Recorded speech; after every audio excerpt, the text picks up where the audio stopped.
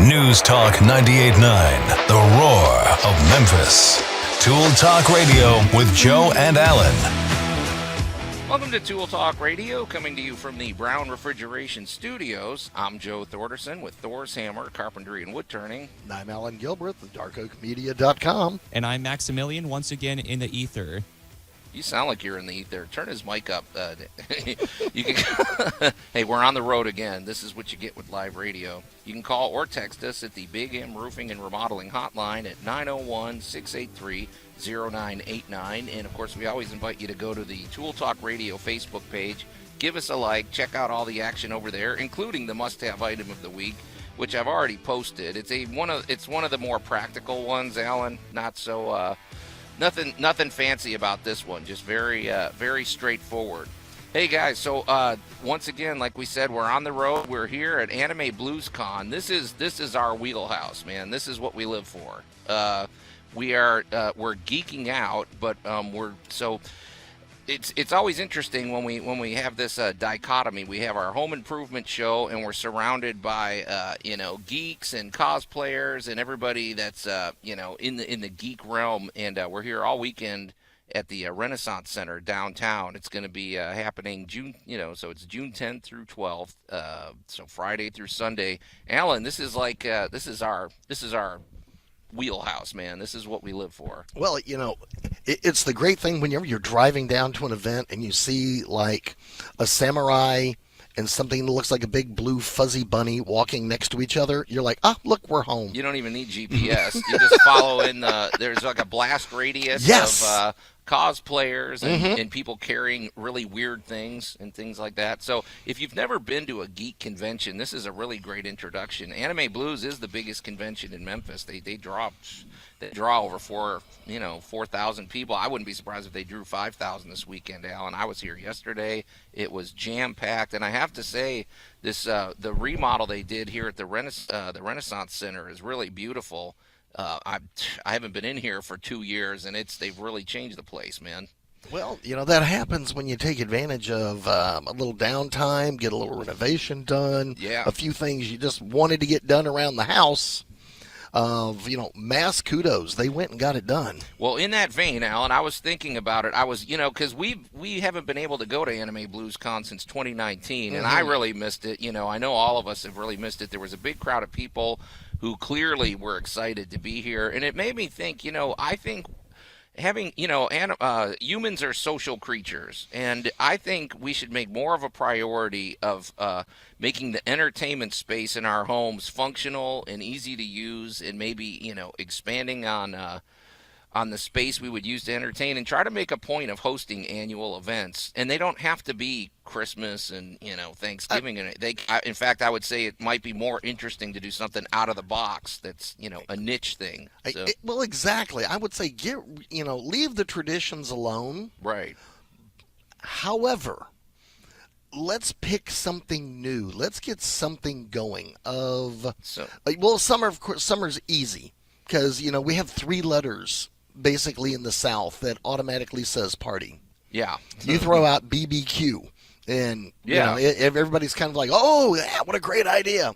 Yeah. We need that year-round, though. Absolutely. So we're going to talk about that. Max has a deep cut in honor of our location today, being at an anime convention. For folks that don't know, that's a big celebration of Japanese culture and animation and geekiness. You could say Japanese geek culture. So Max has got something, Japanese guardian deities of the home. And it translates into a home improvement. We do have a confession, Allan. Vindictive vines. You're going to like this one. This is a warning tale of warning tales. This is something you and I have preached from the mountaintop. So okay. And if we're lucky, we've got our friends Savannah and Allie dropping in maybe at the end of the show, because we want to talk about what are the priorities of the younger generation. These are 2 20-something young ladies, working professionals who are finding their way in the world. A lot more hip than you and I are, so we're going to find out what they care about. And, of course, like we said, we'd love to take your calls or texts at the Big M Roofing and Remodeling Hotline at 901-683-0989. So it's all coming at you today on Tool Talk Radio. But before we get to any of that, And now, Tool Talk Radio's weekly salute. I can't promise anything with this one, Alan. Okay. Sometimes the simplest things are the best. If a person is thirsty, there is nothing more refreshing than a simple glass of cold water. Pretty simple. Back before the Chicago Cubs unceremoniously traded their most exciting players, there was nothing more fun than the simple joy of watching Anthony Rizzo, Chris Bryant, or Javier Baez hit a home run. Boy, I just am living in the past. I cannot get out of this this I mode. need quicksand for you.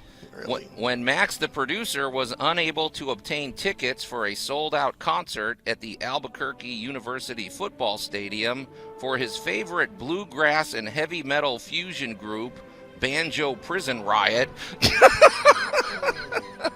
he used the simple tactic of tying 37 remote-controlled drones to a lawn chair and watching the show from 100 feet over the grandstands. One of my Pretty finest straightforward. creations.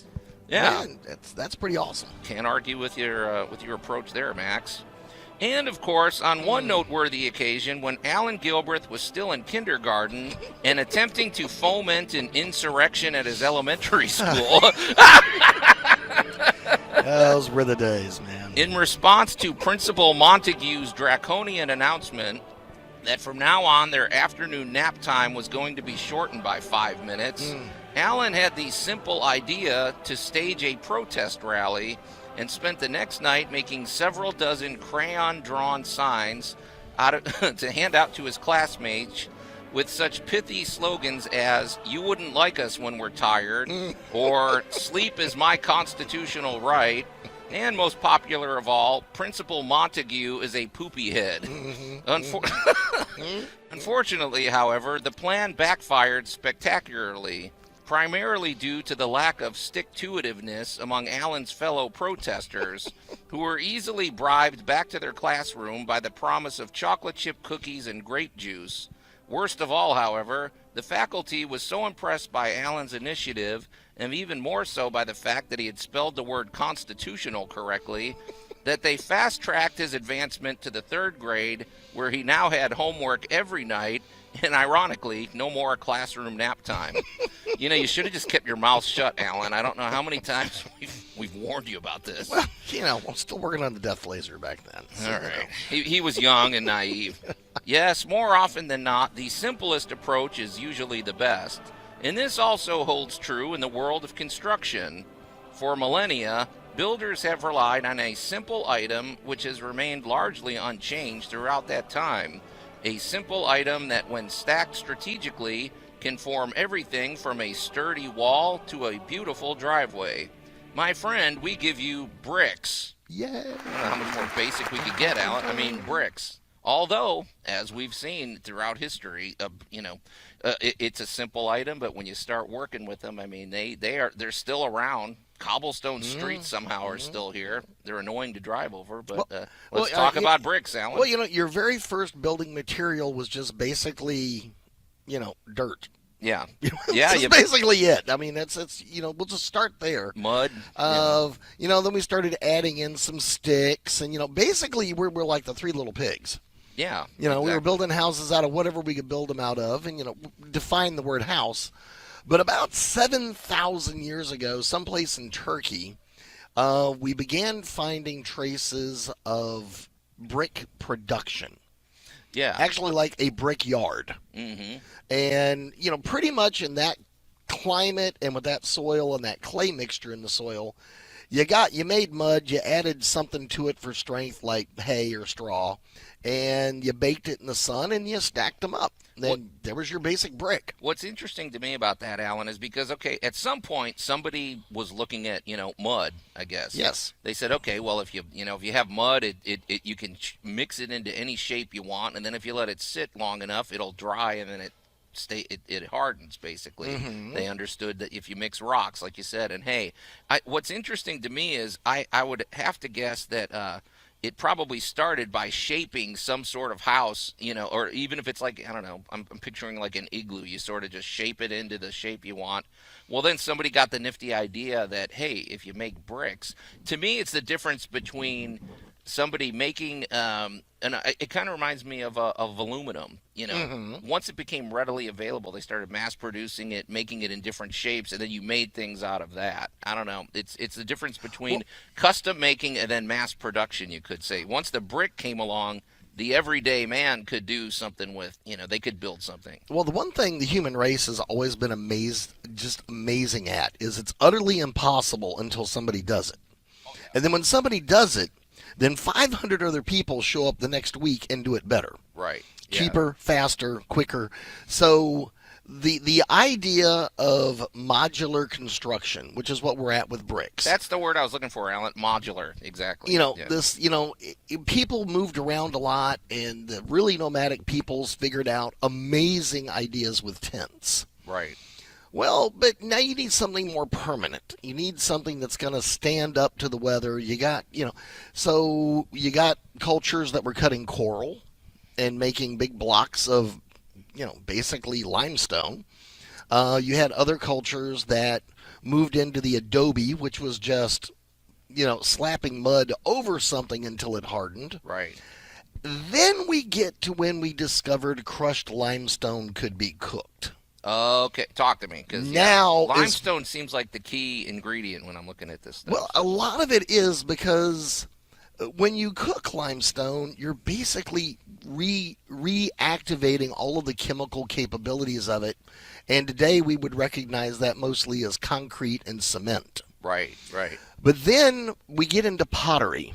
This is where the Masons pop in, and the Knights Templar and all that stuff pops up, because now different chemical formulas began being formed, and we get to the Romans, and the Romans were using a certain type of volcanic ash, and they were fire baking it, and we still have Roman roads, Roman walls, and Roman construction today. Well, I was going to ask you about that, because one of the things I know, and I think we discussed this in the past, Allan, when we were talking about concrete and everything, somewhere way back then they discovered that if you put salt water in the concrete mix, for one thing, the chemical reaction, it almost continues to work throughout the generations. Right. Like the salt water, I don't know how it works, Allan, but you would know that. But the salt water was a key component in really strengthening and almost making it a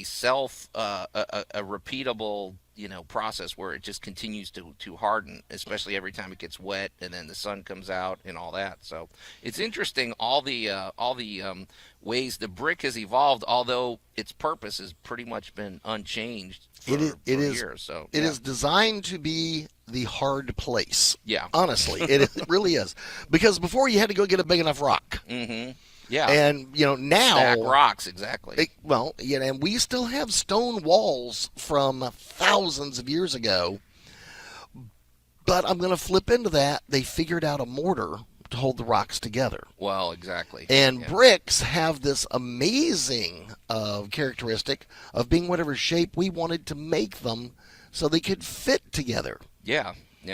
Well, there's something appealing about them, too. Now, I wouldn't want, I'll be honest, okay, cobblestone roads are not fun to drive on. They're interesting to look at. They're not even great to walk on. I think, when you go to Rome and everything and you see some of those, the ladies are in their high heels. That's a dangerous combination, cobblestone roads and all that. But there is something to say that the fact that they're still there. And, of course, most of us still prefer a brick home to just a regular old home with siding on it. So. Well, to answer that question, almost 4,000 years ago in China, they didn't like the cobblestones because it messed with the fine footwear. And so they began making brick roads with that perfectly smooth surface that interfaced. Right. So your idea, the exact problem you're discussing, was recognized 4,000, 5,000 years ago and was addressed with a brick. Yeah. So, I don't know. And I just want to say one last thing. Such a simple idea, and it has just persisted for so long. Well, one thing, Allan, you've been to my house. Our front yard, we need basically a little walkway that goes from the driveway to our front door. And I'm like, we were getting ready to go ahead and pour a sidewalk there. And I'm like, you know what? I think it might look really interesting if we took those 16 by 16 pavers, Mm-hmm. leveled it out, put some gravel down, and then put, now what we did is we rolled that, we cleaned it out, we rolled out that barrier. It's like a plastic type barrier that it's about 3 feet across. You roll it out so that it keeps the weeds from growing through, and then we leveled it out with gravel and we put it down, and it actually looks really cool. What I love about it is if we ever get tired of it, or if we want to move it or rearrange it, you pick it up, you move the gravel, and you're done. So I kind of like the modular, the modular nature of it. Plus the way it's situated, it's sitting about 2 inches above the grass. So if we're careful, we can keep it from getting overgrown. But it's just, it's a simple, and it was not expensive. I can tell you that. I think I got in and out of the whole project for less than $300, and it looks great, man. So. Well, we did a science show on Geek Tank Radio a few months back about a young lady in Africa that was making bricks out of plastics. Right. Oh, exactly. And we're going to go down that road too. Yeah. Well, so, I mean, the brick continues to change and evolve and move with us, but the one thing that is absolutely consistent is the basic idea of the brick. Right. It just doesn't change. A brick may look a little different in the future, but so what? Hey, we may have Trex bricks. Well, I'll throw in the world's most popular toy is a brick. That's a good point. Made by, that certain Lego corporation out there. So it's just instinctive in us since we're kids to play with bricks. So, Lincoln Logs and bricks were kind of how the world has been designed. Absolutely. So, all right. Well, hats off to whoever invented the brick. No there's clue a whole lot of people out there. It was Onk in the cave. Okay. Onk, way to go. Onk in a cave. Yeah. Yep.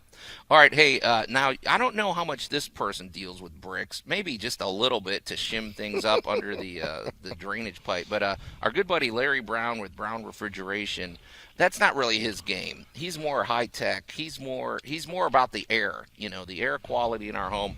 Air conditioning. It's funny, Alan. I never really thought about the word air conditioning until I got to know Larry Brown. Mm-hmm. I mean, I think of, I just want it cold. But right. I never really gave as much thought to moisture content. Right.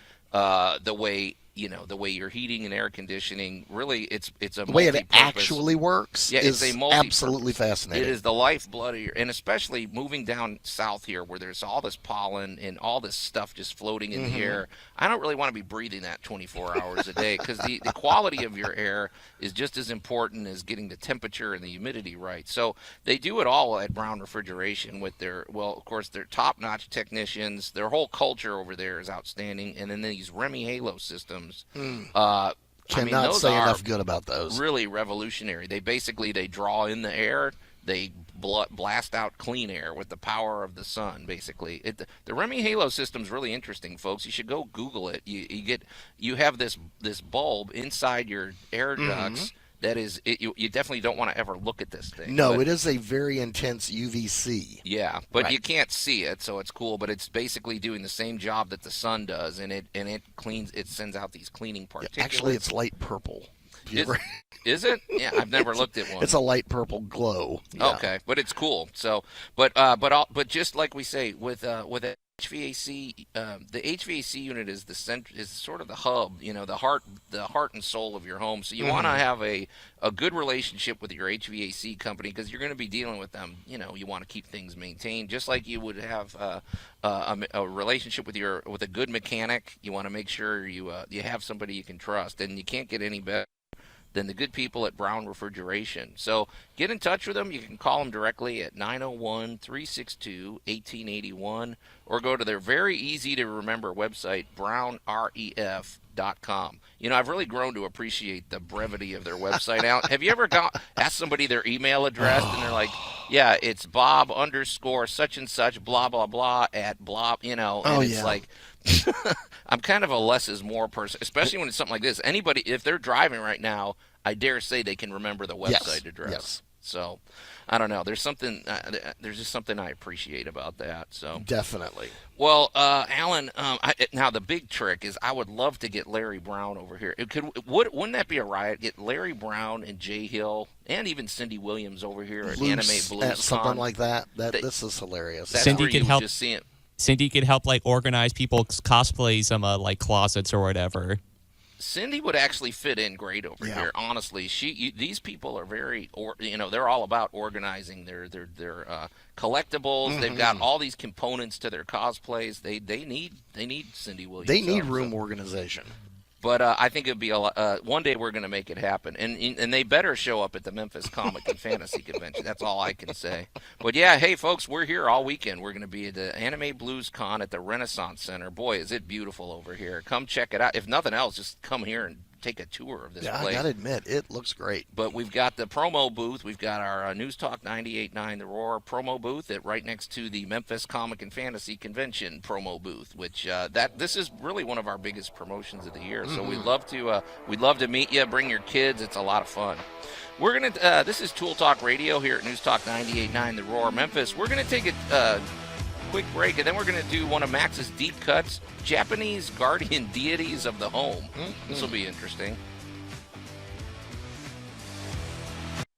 Tool Talk Radio with Joe and Allan. Barnacles! What could be worse than a giant paint bubble? News Talk 98.9, The Roar of Memphis.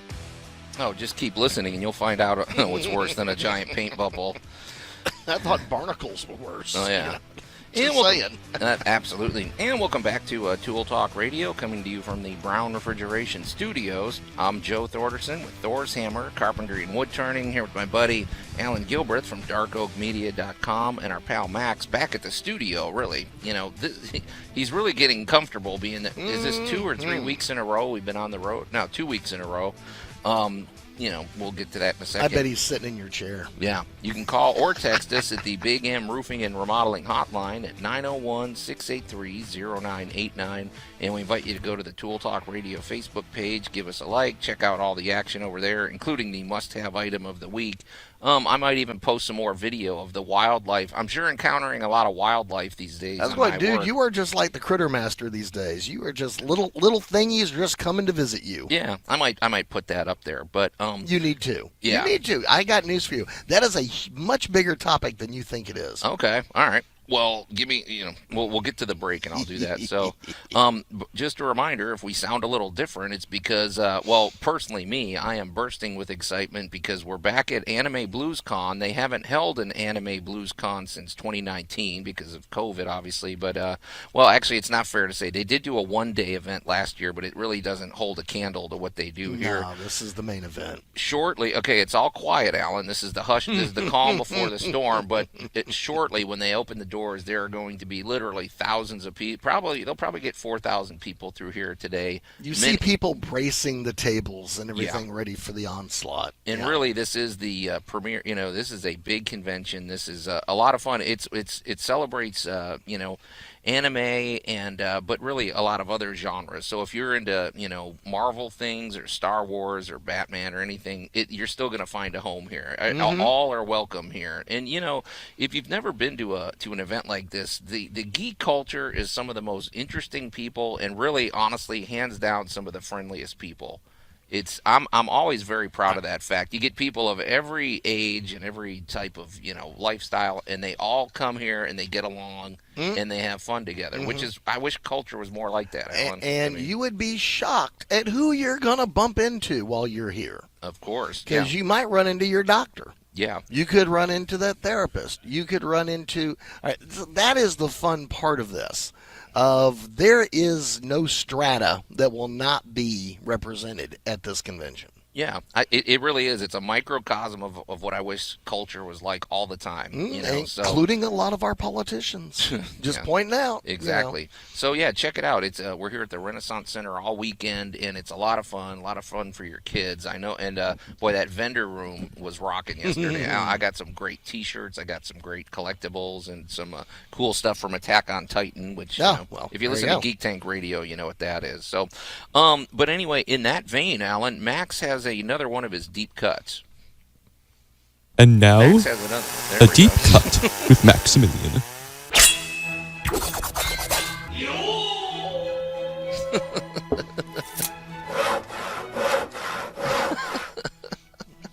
Well, Max, I think the sound effects are very apropos for today. But like me trying to get into a jackfruit last week. Yeah, no kidding.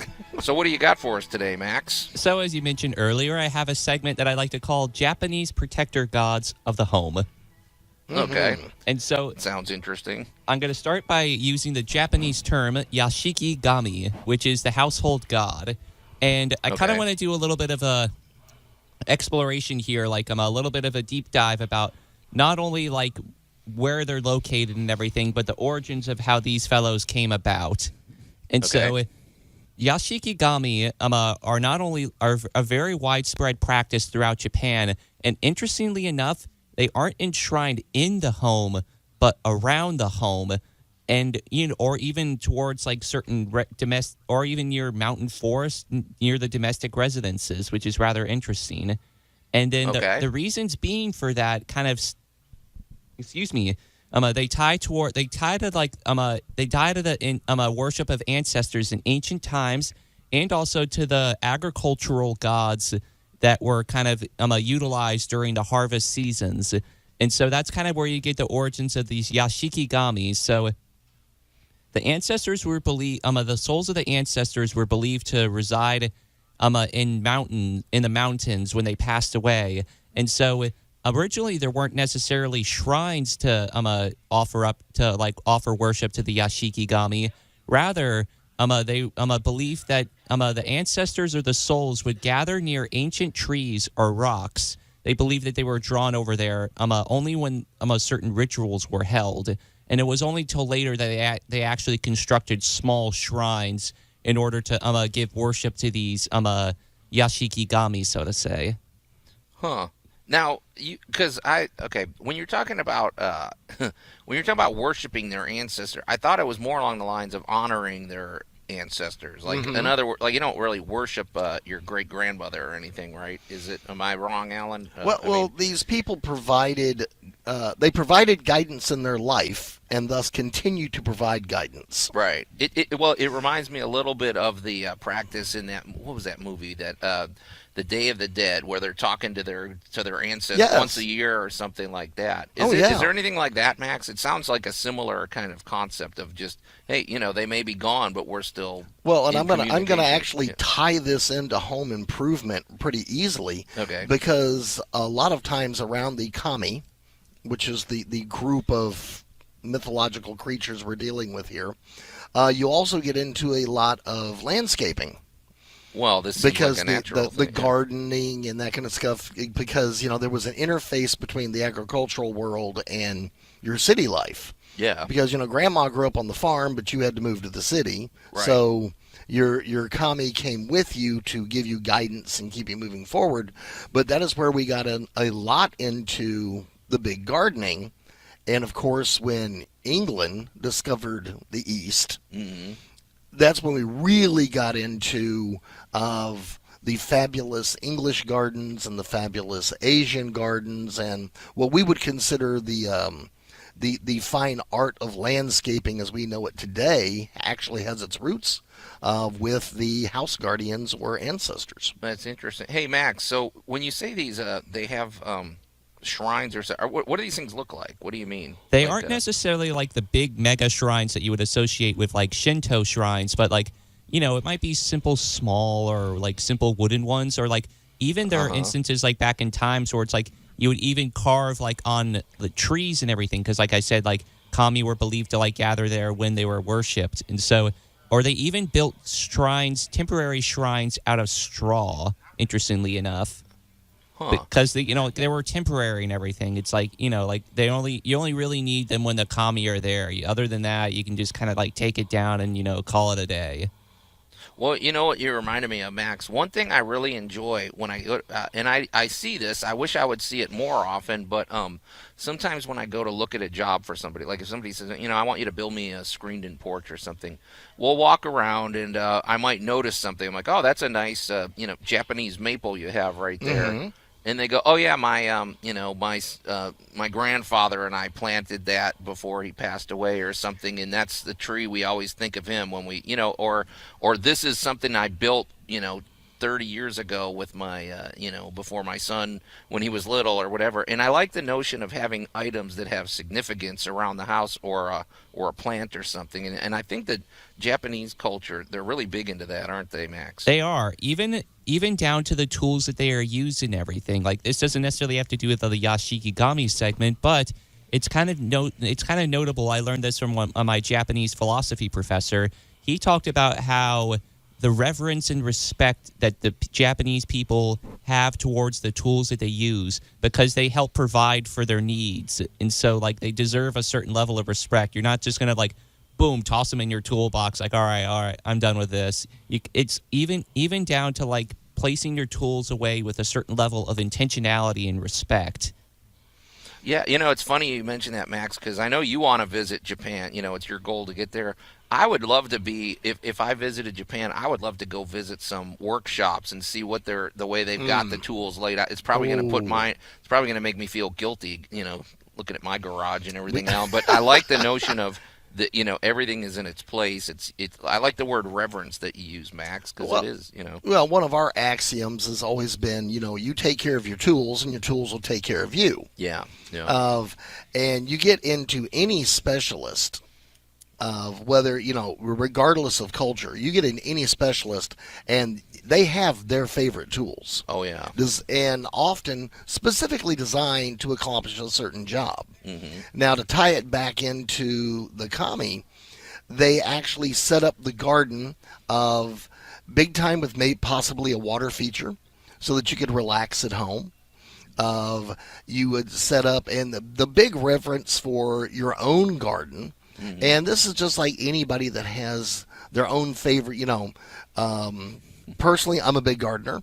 Yeah. And I actually have a little section as you go into my garage laid out for what I need for which part of the yard I'm working on. Right. So it's fascinating when you look at this. And the other thing I'm going to add to this is, a lot of times we decorate the house seasonally, but there's a lot of things you can do with the yard seasonally, which also tie back into this. Yeah. Because, sometimes it's time for good fortune in your planting. Right. Sometimes it's time for good fortune in bringing in the good stuff. Right. Because, I'm a huge fan of lots of different kinds of plants bringing in different stuff all during the year.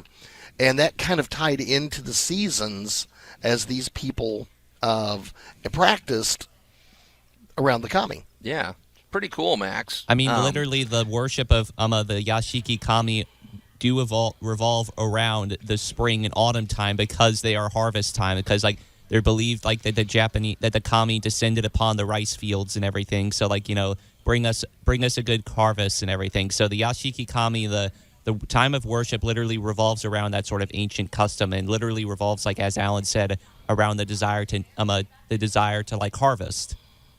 Yeah, I don't know. There's a lot of things about the Japanese culture that are really appealing to me. I like their minimalist approach. I like that it seems like all the items in the home have a significance, which I like. I don't notice as much clutter in a lot of when you look around at the way they organize things. Now, granted. Like if you go to Tokyo or something, everything's very compressed because there's just so many people, but they take advantage of every square inch. But even then, I don't know, man. They just there's a lot to learn and there's a lot to appreciate about the Japanese aesthetic, you could say. Well, what's so fascinating with this is you go back through history, how we're talking about ancestor appreciation in Japan from hundreds of years ago. It still impacts us at the big box store today. Sure. Because we do a lot of things seasonally. We do a lot of things based on these legacy ideas that spread literally around the world hundreds of years ago. We're still participating in. Yeah. Absolutely. So it's always fascinating when you pick up and go, so this great idea that we think we came up with actually came out of China 1,000 years ago. Right. Or came out of Egypt or came out of Japan. And it's always fascinating. I'll agree with Max, definitely. It's always fascinating to kind of go, so this is why we have this type of saw at the big box store, because of a woodworker in Japan 1,000 years ago went, there's got to be a better way to do this. Pretty cool, Max. All right, Max, a good one. We like that. That was a good deep cut, sir. Much obliged. Okay. Hey, and okay, I don't know how to transition from that to Jay Hill, so I'm just going to do a clumsy because transition. you got to protect the roof to protect the house. Okay, no matter what you are, if you have a house, you need a roof. Okay, whatever, Jay. Hey, that's the best I could do on the spur of the moment. It's early. If you have any roofing issues, here's the deal. If you've got any roofing issues, or remodeling, we're shortly we're going to talk about, maybe reconfiguring your home to accommodate entertaining better. So I don't know if that's a tie-in, but Jay Hill, the roof is fundamental. You have to have a good roof. You have to really not only just for your it's not only to protect your home, it's really to protect your peace of mind, because we had roof problems for years at my house, Allan, and honestly, it was like just this you had every squirrel time condos it rained, for years. we had squirrels. We had every time it rained was a drama. Like, oh my gosh, now where is it going to leak? Right. It was very stressful, and I didn't have the peace of mind when it came to my roof. Well, and I was honestly dreading it because I thought it was going to be really expensive. Well, Jay Hill comes along because it was one of the best. I'm really glad we got to know Jay, because when you have roofing issues, sometimes it's covered by your homeowner's insurance, which is a really big deal, because if it is, suddenly you're not looking at tens of thousands of dollars. You might be looking at your deductible or something, and there's nobody better to help you navigate the process, because Jay Hill, in addition to being 5 stars with the Better Business Bureau and a GAF Master Elite installer, the craftsmanship is second to none.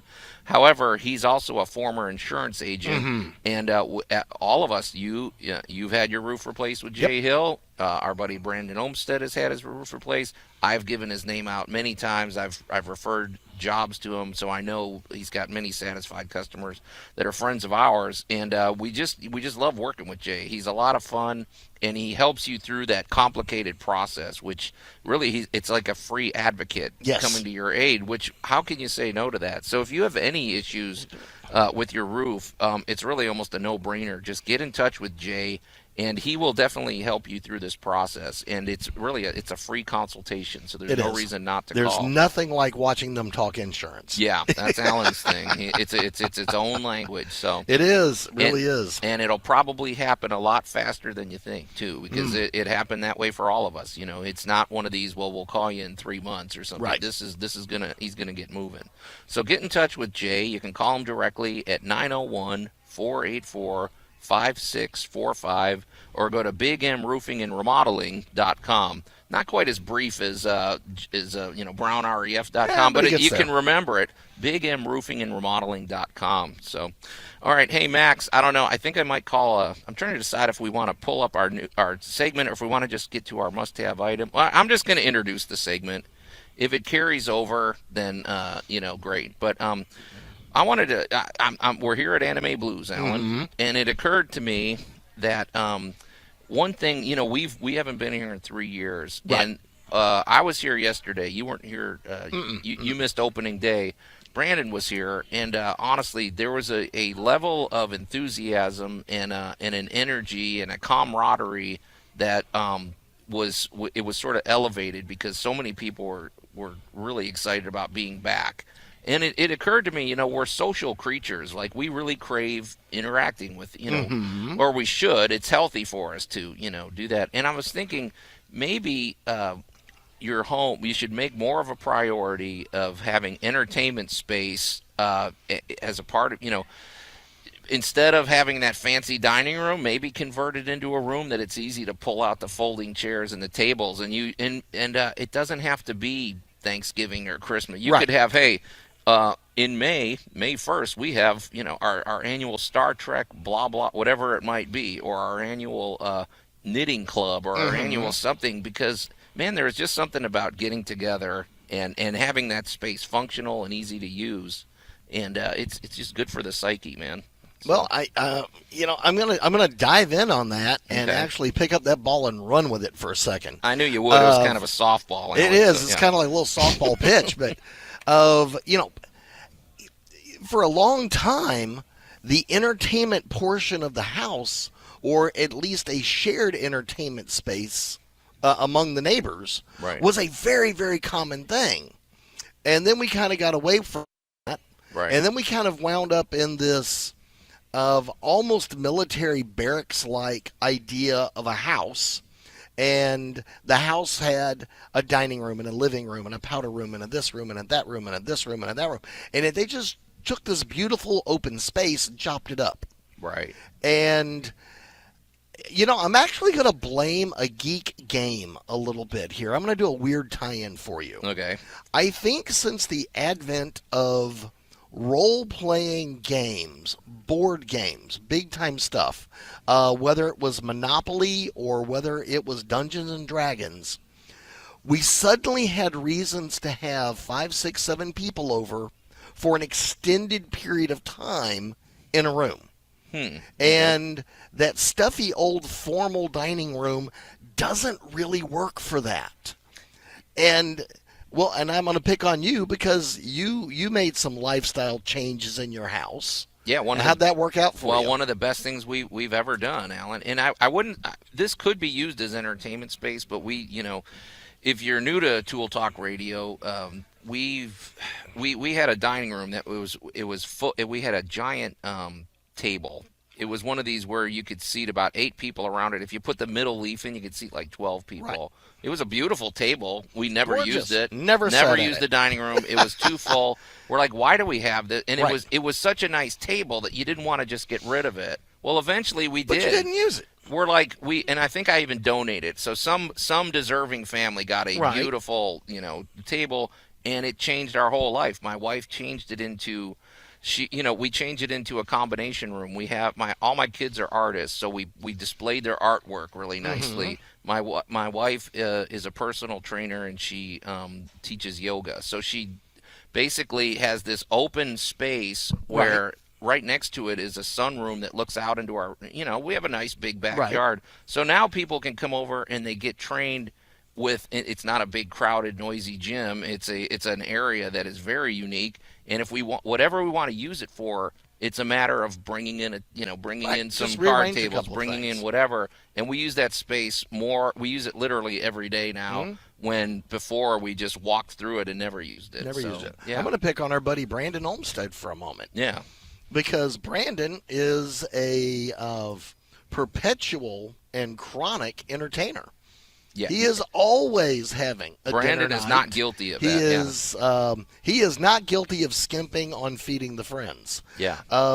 And he has rearranged his living room, quote unquote living room, dining room, into a grand space that if you walk in and look at it without anybody in it, you're kind of like, did something explode? Right. What happened in here?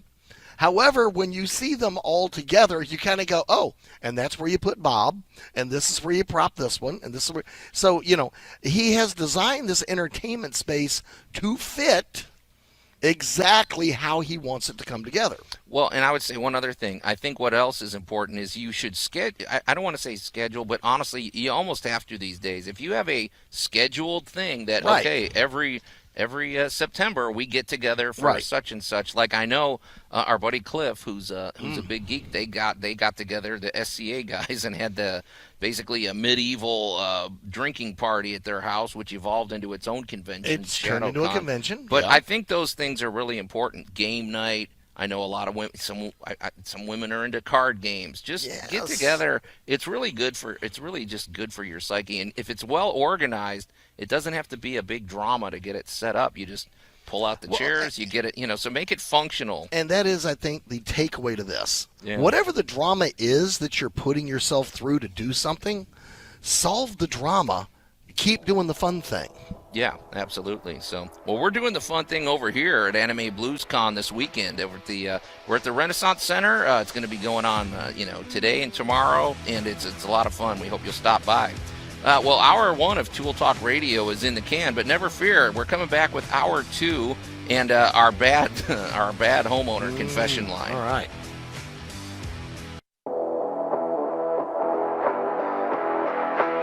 News Talk 98.9, the roar of Memphis. Tool Talk Radio with Joe and Allan.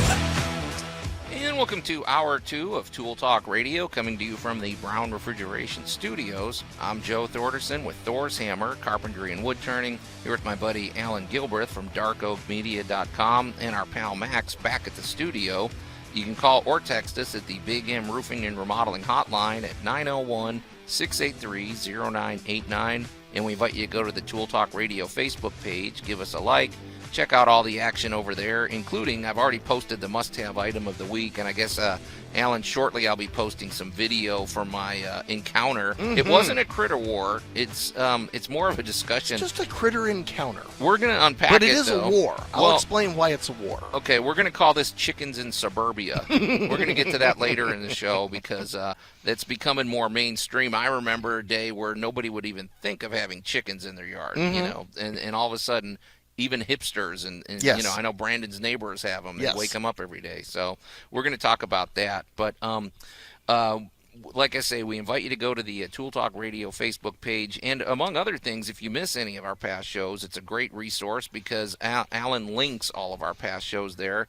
You can also go to Spotify. You can also go to YouTube. You can also go to ToolTalkRadio.com. There's really, if you Google Tool Talk Radio, you'll find us. But make sure you add the radio part. Oh, yes. I think if not, it might send you into the ether. You might even wind up talking to Tim Allen. So. Right. But, Allan, we have another, we have to visit the confession line. Okay, I'm ready. I've called you all here because I need some honest answers. Yeah, they all kind of broke. So, when do I start? There is a basket of oil-soaked rags above a wood-burning stove. Are you out of your mind? You put a jet engine on a lawnmower? This time, they are going to be held accountable. This time, they are the ones who will pay. Yeah, they paid, Allan. Trust me on this one. If this one does not trigger Allan, I'll eat my hat. So, you know, Allan, okay, it's nice. We have people coming up to us. We're on the radio, dear. Sorry. Okay. Live radio, Allan. What are you going to do? All right, Allan, if this one doesn't trigger our listeners and it doesn't trigger you, I'm going to eat my hat. I'm braced. All right. Dear Tool Talk Radio, my wife and I love the outdoors, plants, and wildlife. Okay. Yep. That's fine. Who doesn't? So a few years ago, when we saw some interesting vines growing up the side of our house, we left them alone. Oh, boy. Big mistake, all in capital letters. I won't bore you with all the gory details, but they eventually grew into the window frames, under the siding of our house, and even found their way into the attic! ! It took forever to scrape them off and repair the damage. Boy, do I know where they're coming from, Allan. Okay. Vines. Oh, yeah. The slow, the slow, you know, I don't know, man. We live in the slow South. Invader. They're not even slow. We have kudzu. Well, that's true. And for those of you listening in New Zealand, you have never imagined the pain that is kudzu. That makes me think of the quote, "The wheel of justice grinds slow but firm," something like that. Yeah. Well, Allan, what is it about? Okay, now I'm not going to argue. I've seen these English cottages, these English things where they've got the vine growing up, but honestly, man, it is a bad idea. That is a stonework wall. Right. Even stone, though, it'll find its way in between. All right. Let's just start with what you paid for. Let's go with English ivy. Okay. English ivy is this beautiful, very dark, very succulently green vine that makes those beautiful, picturesque, wonderful tourist photos of the ivy-covered wall or the bridge with the beautiful green growing all the way across it. Right. All right, it does this by sending little roots and rhizomes into the substrate. Right. Whatever that substrate is, it doesn't care. Right. Stone, it can etch into it. Mortar, not a problem. Wood, you're just asking it to put in as an accelerant. I'm gonna challenge you on that, Allan, because mortar, it will compromise the mortar. It will. It'll get right up in there. It'll etch stone. Because don't forget, mortar holds moisture. Yes, it does. And especially if you've just got a raw brick wall, that is like a sponge. That's just like they just have to reach out those little tentacles and get. Well, that's water all year long. Right. Oh, yeah. And that's just the slow growing one you paid for. Right. Of being a citizen of the South, we now have at least 50 other vines, including another one you pay for, wisteria. This thing will completely conquer your house. Right. We have kudzu, which is a vine, which can actually grow up to 18 inches a day. You can honestly sit there and watch it grow. Yeah.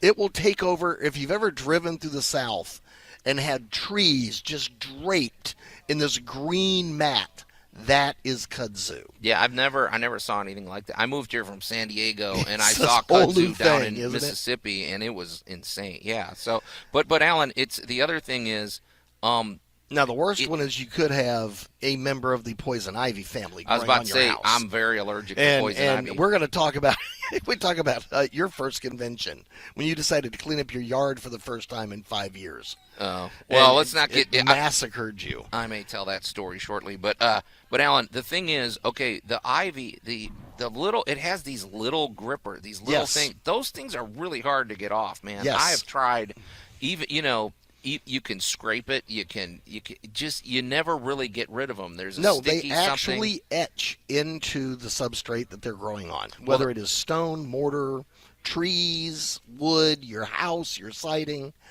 The vine is designed to get up whatever this is. It always wins too. Yes. I mean, to keep it away from your windows by all means. I've had people, because I build these, I build outdoor treatments and things. I built a pergola for somebody, and she goes, "Oh my gosh, I can't wait to start planting my vines there." And I said, "Please don't do that." It's like I know they're going to do it, but I've had to come up with ways. I've had to almost like counsel them. I said, "Okay, you understand, I can't really stand behind it. Normally I stand behind my work where it, right. You can call me 20 years from now. This thing's still going the deck that I built is still going to be there. You start introducing vines and plants, I can't guarantee that because it's going to warp everything. Well, you're also adding an air sail. Right. Yeah. Because the minute you begin adding all of those leaves and everything, a nice big wind comes along, that all catches air and begins to move. Well, this is why when you visit places, especially where somebody built the beautiful pergola or the gazebo out by the lake, right, and then they put the honeysuckle on it, or they put wisteria or English ivy or whatever, and you go back 2 years later and it's leaned over, visibly leaning another foot to the left. Yeah. And you're like, well, we don't know what happened. It's only 5 years old. Yeah. I know what happened. You strap this huge airfoil to it. Right. And all winter long, the wind kept moving this thing a foot. You literally leaned it a foot over. Sure.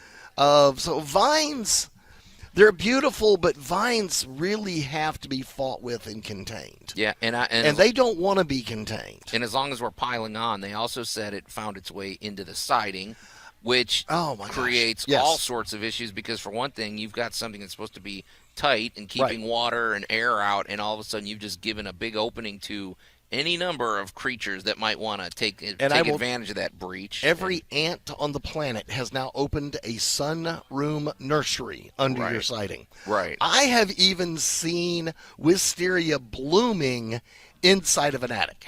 Sure. Yeah. I mean, it goes where it wants to go. If you just leave it alone because you think, well, the outside is the outside and the inside, no. It quickly changes. So, vines are there to convince you that all things go back to nature. It's funny because sometimes on YouTube, Alan, I'll watch these videos and it's like a time-lapse thing. Like I saw this one, it was about what would happen if, if people went away, and they show cities being overrun with vines, and like Wrigley Field, the vines from the outfield taking over. And it's not really all that. It's pretty. Atlanta true has 2 weeks before it disappears under kudzu. Right. So I mean, it's yeah.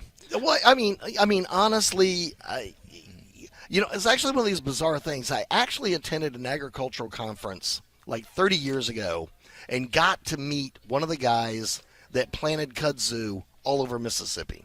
Yeah. As a part of the Department of Agriculture. That was an intentional thing. They were like, well, our little hills and stuff may erode. So they actually, instead of gravel, we're going to plant kudzu. Right. And, of course, the audience, the audience was very funny because one of the guy goes, when he walked up to talk and he introduced himself and says, I work for the Department of Agriculture, and yes, I'm the guy that, ran around and planted kudzu all over the state. Somebody in the back of the room went, "Oh, we've been looking for you." Yeah. Like those scientists that demoted Pluto from being a planet. Well, they're pretty hated. But at the time it sort of made sense, but they've paid their price, because I remember, we broke up with Pluto and we keep driving slowly by the house. That's all I got to say. Yeah. But Allan, so we don't sound like doom and gloomers, because I appreciate this person said we appreciate nature, the great outdoors, all of that. That's good. So we're not just, ripping on everybody. What if people want vines? I feel like, okay, there are tips, but this is a maintenance thing. You are not just going to plant these and go away. No. Yeah. No, so what are some ideas? Not. First of all, don't grow them up the side of directly onto your house. All right, if maybe trellises or something. If you have determined that you're going to grow them here or there, very clearly define the area you're going to tolerate the vine. Right. And then I got news for you. It's open warfare the moment it crosses the line. Yeah. And I'm talking Roundup.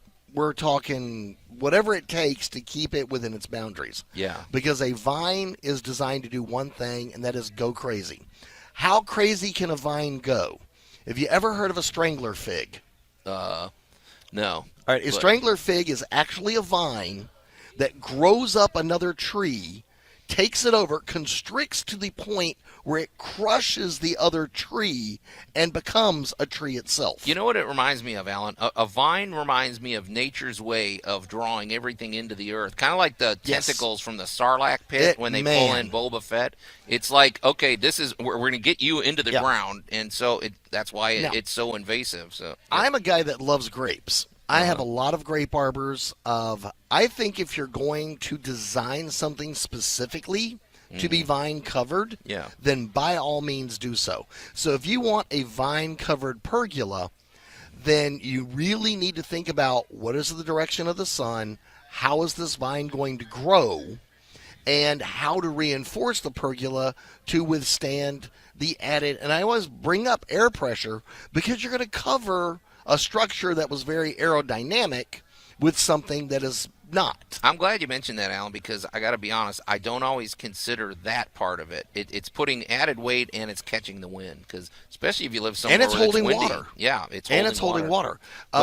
Plus, you're also going to be all the insects that are attracted. Right. Because you're going to be bringing in the carpenter bees, the ants, and everything else. My approach would be, if you're going to grow them up by your house, or if you're going to grow them up anything, I would construct some sort of light, like a lighter weight trellis to go up the side. But I would be very cautious. I wouldn't use wood, honestly. Or I would not use just that thin lattice work. You think that thing, you're going to be replacing that often. That does not hold up to it. I like the idea of some of this, like I said, that Trex material, or some sort of composite material. And I also would caution people about using any type of metal that is prone to just rusting out. I'd be more inclined to sort of like the fencing that's aluminum, aluminum fencing. Well, you're looking at what is the lifespan of the substrate you want to have standing. Right. If the lifespan is less than 50 years, it's going to collapse. Yeah. Yeah. Because the shocking things people don't realize is how amazingly heavy those little bitty thin light vines. Oh, the honeysuckle's beautiful. The honeysuckle's beautiful for 2 years, and then your fence is collapsing. Right. And it is because it's a shocking amount of weight. And then people go, well, go pick that up. Yeah. And they realize you can't. No. So. Yeah, and fences, vines they'll destroy a fence. So yes, they will dominate and eat a fence. So, vines are beautiful, and vines are gorgeous, and vines do beautiful things for landscape, but you really have to think it through. Yeah. Make sure that you have the proper substrate for it, and really understand vines don't stop growing. No. So whatever you provide for them to be the area you want them in, define that up front. Right. Because they don't care. No. They'll eat. I mean, they'll grow over the roof of the house. They'll grow from the front yard to the backyard. If you leave an attic window open, they're coming in there too. So, yes, vines are just squirrels a lot slower. Yeah, that's. I'm going to put that on a T-shirt. So whoever you are, dear listener, we feel your pain.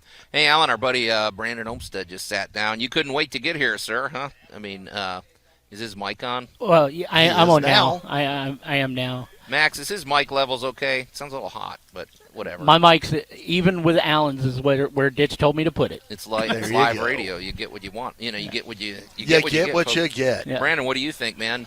Dude, I'm scared of vines when I see them on the house or on the fence. I tear them down immediately. Well, you associate anything with monster movies. Let's face it. You're a horror guy. You go to the dark place. I immediately think kaiju. Yeah, kaiju, the kudzu kaiju. It's not that far removed. Dude, so. You just came up with the first Tool Talk inspired horror movie. There you go. I saw a house trailer disappear in one summer. Oh yeah. Yep. Back of the property, they said, "Don't worry about it. Don't clean around it. We're not going to do anything with it." And there was already kudzu at the back side of the property. And we were like, dude, we need to get back there and clean this out and cut it back and spray it. And no, don't worry about it. Don't worry about it. In 60 days, you could still see that there was a door. Yeah. And that was it. The rest of it had disappeared. Yeah. Hey, my family had property out at Shelby Forest. Yeah. And in the span of a season, an old trailer that was out there was completely invisible because of totally camouflage. Great place to hide the bodies. It went bye-bye. Yeah. And one last thing, since we've really driven this point home, keep it away from your foundation as well, because you just don't want roots anywhere near your foundation. It may look harmless and innocent, but just, man, it is not your friend. That root ball can be shockingly huge. Right. In a very short period of time. Oh, yeah. Okay. Hey, we need to turn the corner. But Brandon, I'm glad you're here. This is a very harmonious thing, because I want to talk about our friend Cindy Williams from Shelf Genie of the Mid-South, because you talk about we got to get her into our world over here. We really do. This is an untapped market, the geek collectible market, Cindy, if you're listening. Man, they've got you. You're a collector. All right, I'm a collector. I also have, I've got my house set up in a certain way where, we've got our, board games. We do game night all the time. Yep. And I need a way to organize that stuff. And I have seen the systems that Shelf Genie has. Right. And I'm just like, this would be perfect for gamers. This would be perfect for anybody who's, wanting to keep their comics, in a space, their action figures, whatever they're collecting. From your lowest end, just tchotchkes to remember your childhood, up to the high end expensive stuff that you can only get from like the Swarovski crystal people. I can't pronounce that word. That's it. Yeah, that's those lovely things. Those things are amazing. My plan, Brandon, is I want to get Cindy Williams and a Shelf Genie to set up over at the Memphis Comic and Fantasy Convention because normally when they show up at an event, they display all the the kitchenware and the things that you might use to store for your bathroom. I want them to expand and have one that's set up with all your Legos and all your gaming and all of your collectible items. So. After seeing Cindy's display at the home show, that was what was going through my head is like how much that would work with geek culture and the collector culture. Yeah. It's very functional, but it's also, it's secure.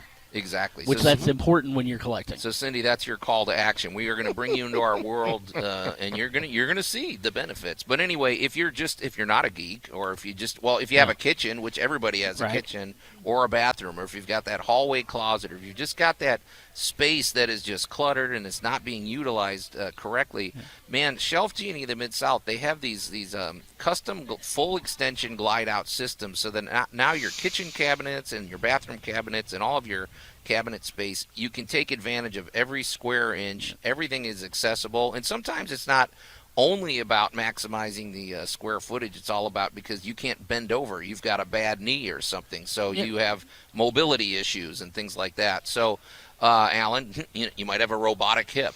But the entire Shelf Genie experience is all custom. Everybody from the installer to the designer to the owners, everybody goes to Shelf Genie school. They're trained and you really feel that when they show up to work with you. And the consultation is free. Yeah. Again, all of this expertise is free. And honestly, the systems are very affordable, which that'll keep even more money for you to buy your latest lightsaber hilts or go.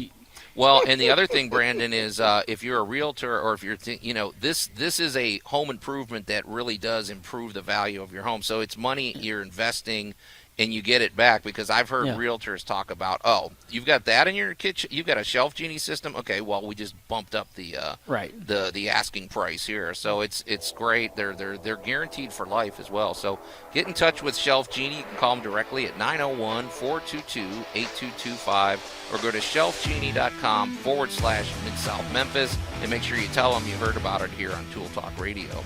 Well, you're listening to Tool Talk Radio here at News Talk 98.9 The Roar Memphis. We're here at Anime Blues Con. We're going to take a quick break, and then we're going to dive into chickens in suburbia. That's why I'm here. Tool Talk Radio with Joe and Allan. I assure you, Lord Vader, my men are working as fast as they can. Perhaps I can find new ways to motivate them. News Talk 98.9 The Roar of Memphis. You know what? I bet he can find new ways to motivate him. He's good at that. I will give him. Got that construction done quick after he showed up. He's got that going for him. Anyway, welcome back to. Yeah, it had explosive results. For a guy that doesn't have kids, you sure are laying out the dad jokes today, Allan. Yeah, why are you trying to steal Joe's gimmick? Yeah.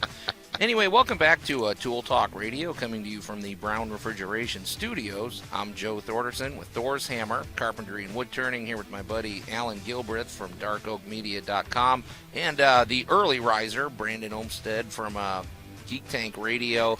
It's not early rising when you hadn't been to bed yet. Absolutely. And our buddy Max back there at the studio. Well, we're here live. We're at Anime Blues Con number 10. It's their 10-year anniversary. It would have been number 12, but they had to take 2 years off because of COVID. So it's going to be a great weekend. Shortly, there are going to be thousands of anime fans and all sorts of geeks floating around here. This is our wheelhouse. This is what we live for. It was so crazy to see that crowd yesterday. You could just feed off the energy. Yeah, it was a beautiful thing. Funny you said that. It's a full moon tonight. Yeah, everybody's glad to be back.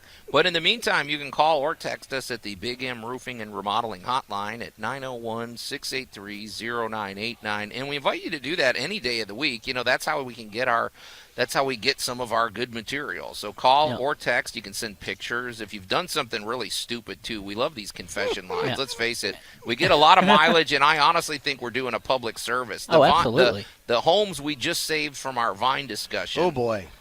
So send those in. You can do them any day of the week. And, of course, if you go to our Facebook page, you can give us a like. You can check out our must-have item of the week. And I posted the video. Hopefully we get a good enough signal, you guys, of the chickens that I encountered this week, which we're going to discuss momentarily. But we are here at Anime Blues, and we really hope you'll come out here. If you're thinking, well, this isn't my kind of scene, a bunch of geeks running around there. Trust me, folks, everybody.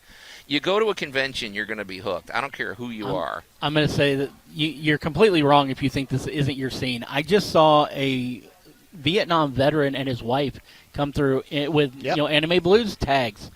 Right. It's like there's people of all walks of life. Every so often, you actually run into one of the local politicians down here. Yes, you do. It's just there's this energy, this pure vibe that you get at a convention where everybody just kind of gets along. I mean, the biggest thing you'll have is like the arguments about who's stronger, Goku or Superman. Yeah, the debates you get are not like, these are not life-ending Super Saiyans versus the Hulk. Like yeah, there you go. Yeah, so it's a lot of fun. But get down here, and we hope to see you. We'll be here all weekend, in the promo booth. All right, so guys, but we did tease this. So are we going to call this a critter war? Max, fire it up. Is. Okay. I assure That's you. the most foul, cruel, and bad-tempered rodent you ever set eyes on.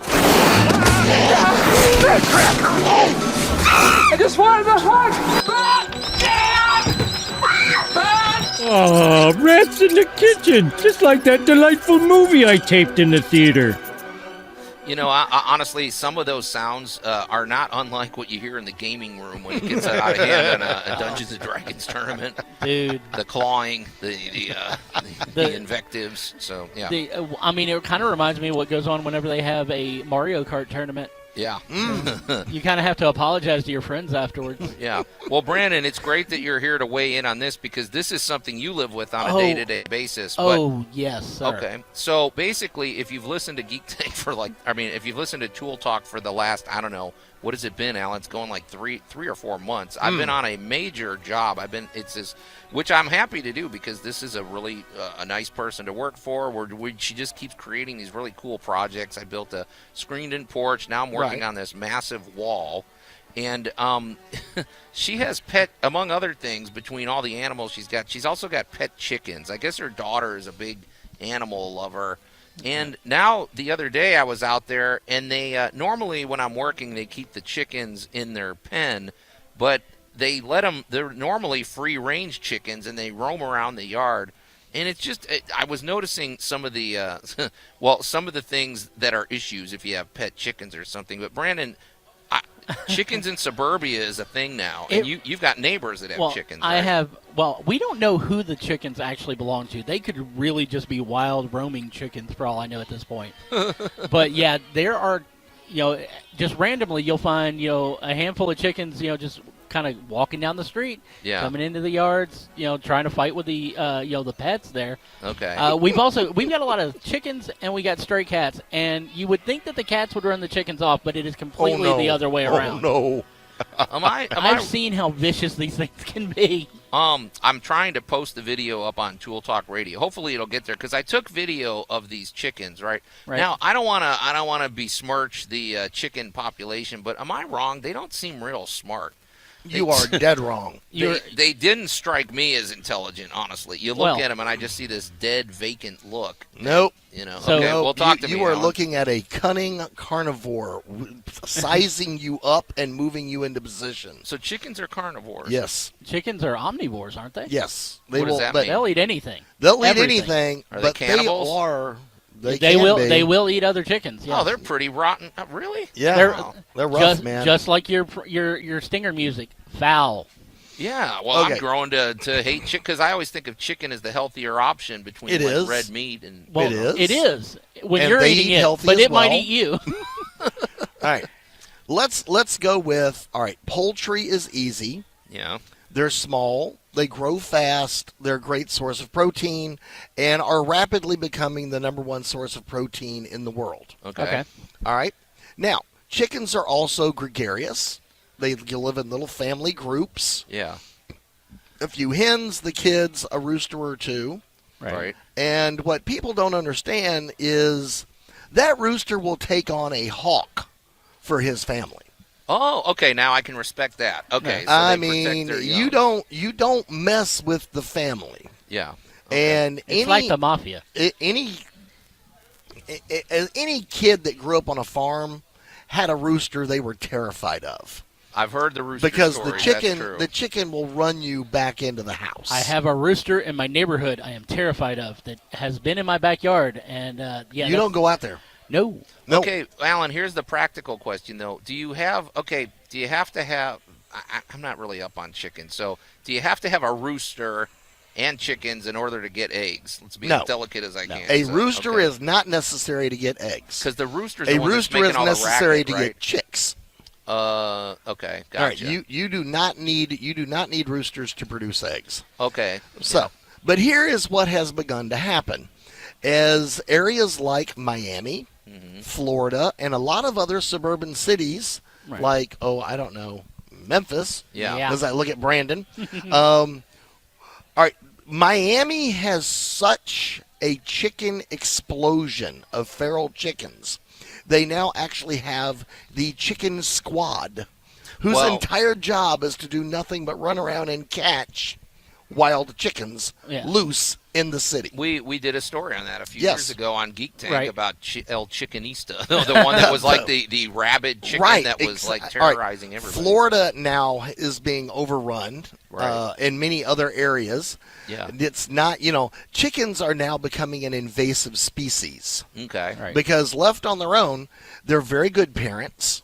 They raise anywhere from 5 to 20 babies at a time. Right. However many they can hatch and keep together.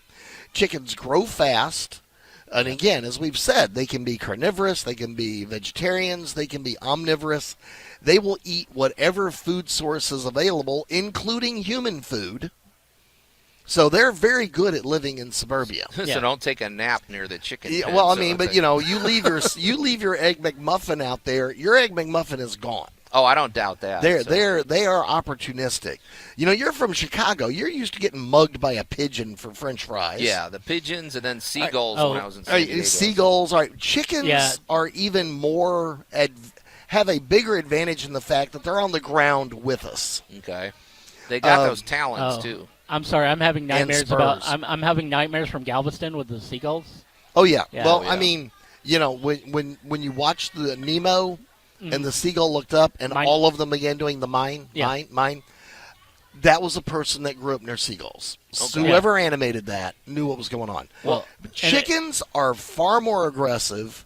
Chickens are far more adaptable than people really think they are. Because we're used to, what you're used to seeing is like a food factory.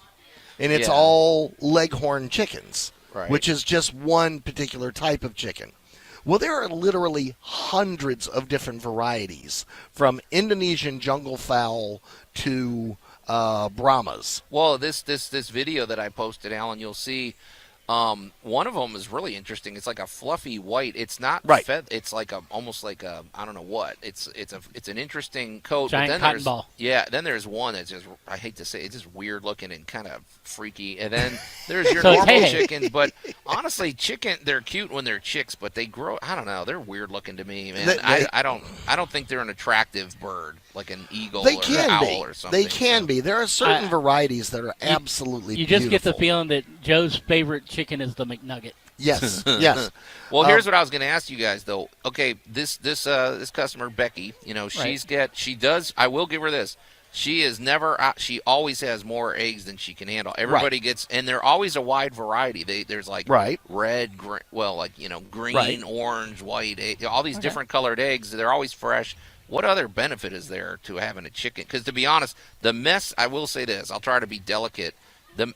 They poop everywhere. Well, but she lets them. When I say free range, she lets them everywhere. Right. And I'm trying to convince her to block them out of the back patio because I'm like, it is hard. The stuff they leave on the concrete is not pleasant. Let's just put it that way. That is where you have a pressure washer. Yeah. Of reasons to have fowl loose on your properties. Okay. Of one, they're really good at eating pests. Oh yeah.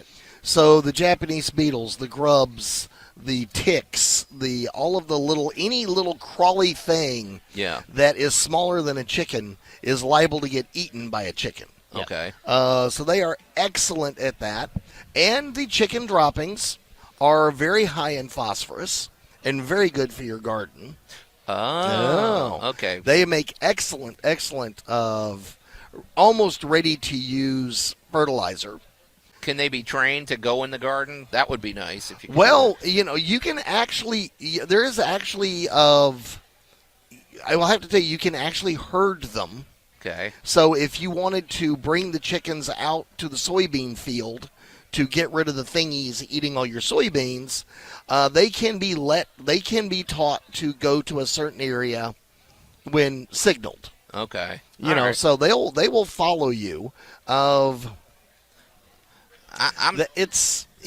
It depends on how much you're getting into, but chickens can be anywhere from a really cute, amusing little pet in a pen, all the way to call the chicken squad. This thing is outside my window crowing at 4 o'clock in the morning. Yeah, that's the part, the noise to me, because the sounds they make are very, it's sporadic, so you get jolted. When I'm working out there, it's very peaceful. All of a sudden, you hit this weird squawk and this one rooster walks up behind you and cuts loose. I can't imagine what that's like in the middle of the night or 5 in the morning when you're going to sleep in. So I don't know. I'm not sold yet, but I think if you're out there and you enjoy chickens, well, rock on. Just make sure you've got the right kind of enclosure. Don't be one of these that you cram them into a little cage and they never get any. No, they need. Try to be need humane range about it. So, yeah. The birds need range. Although I will say this, Alan, when they were out getting their free range, she's got a massive yard. They had access to a lot of space, but they seemed content to stay within about a 50-foot radius. They just kind of hung out in their area and they were just pecking around. Well, they're well fed. Yeah. They're well cared for. Yeah.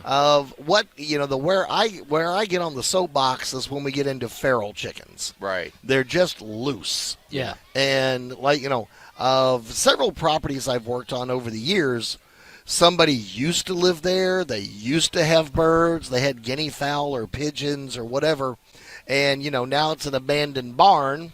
Right. Along with the abandoned chickens. Along with the abandoned chickens, guinea fowls, and pigeons. Yeah. And as you've said, Joe, they're not always the friendliest of animals. No. They're kind of annoying, to be honest. I'm happy to eat a chicken, but yeah, well, it's kind of like Canadian geese. A lot of people think they're beautiful floating on the pond. Yeah. Until you get too close, and suddenly you have this goose chasing somebody across the parking lot. Yeah. Which any corporate park in Memphis knows what that's like. Yeah. Well, anyway, if you're interested, I posted the video. It looks like it loaded, you guys. So it's up there if you want to go to our it's fully loaded Tool Talk Radio Facebook page. Give me your opinion about these chickens, and if you've got any unusual wildlife that you're housing and that you're cohabitating with, let us know about it.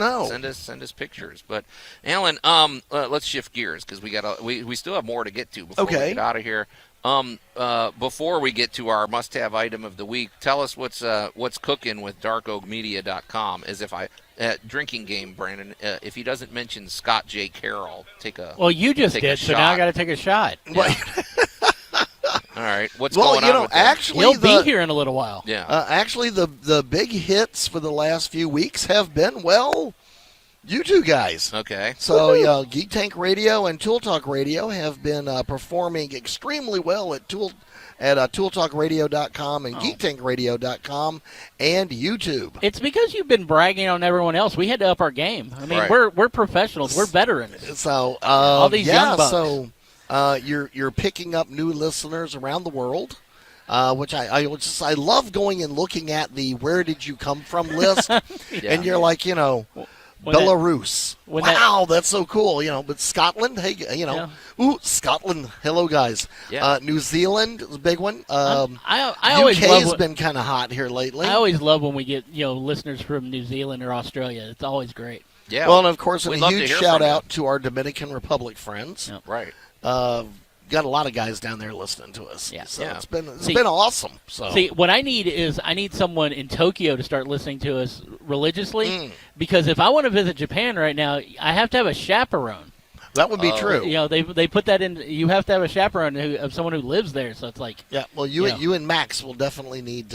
We got to make buddies with somebody. You're gonna have to cite somebody up in Japan for you. Yeah. Okay. So our big hits are us. Okay, so you see that, Brandon? I tricked him. He didn't mention Scott J. Carroll once. I still have to take a shot because you did it. He'll be here, though. Scott J. Carroll is going to be hanging out with the Rob Serio this afternoon, so they both got shout-outs. Okay. Well, and I definitely want to, it's like it's Scott's birthday, people, so if you see him. Oh, yeah. Tell him happy birthday. Which I doubt means we'll see him. He's a very very nice guy. He's always got a camera with him. He's always ready to get footage, and he's got this is like he has hunting over a baited field here. Well, I mean, he's got more things to get footage of than he can even get to today. Well, and the big thing is, of course, he has a wonderful hit show called CC Entertainment Spotlight, in which you get to run around and watch him have, various misadventures. Yeah.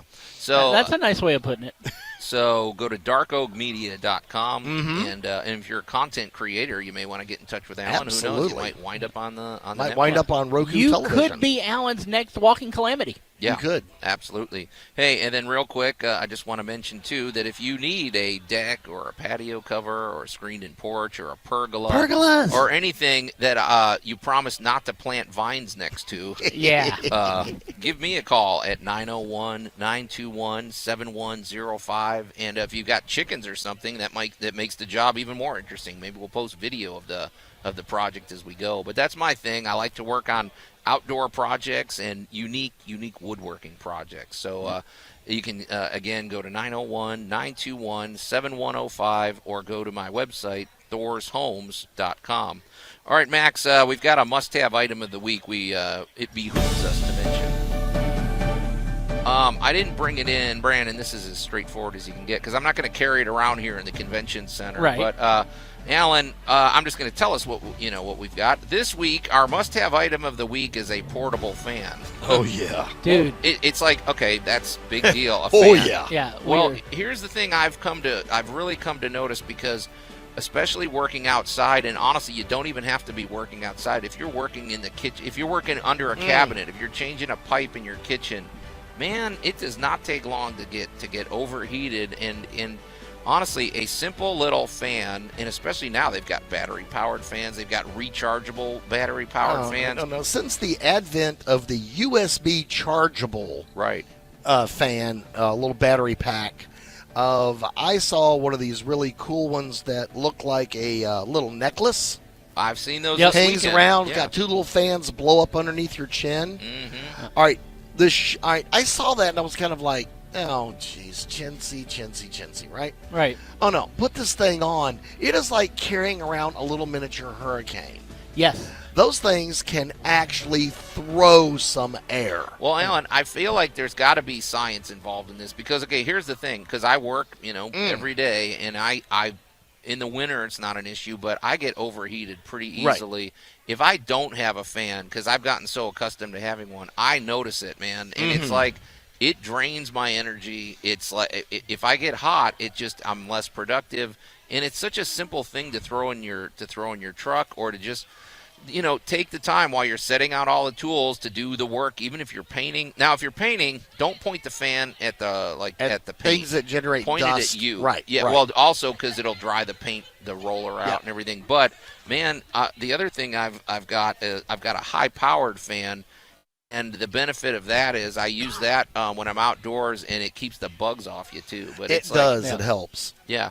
But, Allan, what is the science going on here, having a fan on you? Why does that give me more energy, and why does it make me more productive? All right. Well, the first bit of science we get to talk about is the actual shape of the fan blade. Okay.